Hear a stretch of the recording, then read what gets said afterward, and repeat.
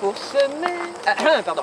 Pour s'aimer, faut aimer sans faire compter. Pour s'aimer, faut aimer sans faire compter.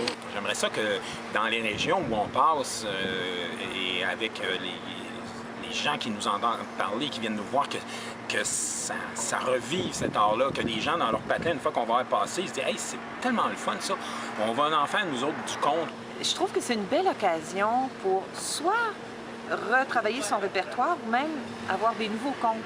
Vous donner cette marche aussi pour rêver et rêver des nouveaux contes et puis les faire le soir. Je pense que c'est quelque chose qui est venu au bon moment dans ma vie.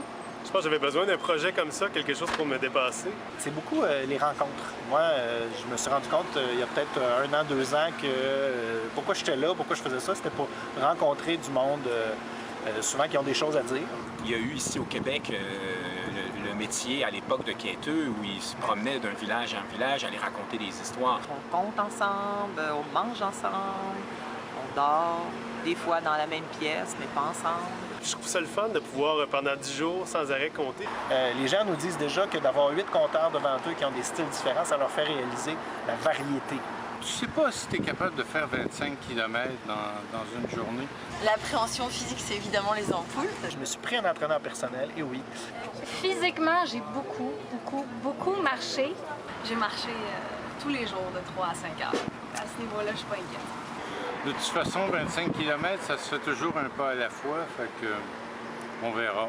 Tant qu'à être dans un art vieux comme le monde, comme on dit, aussi bien d'être à fond.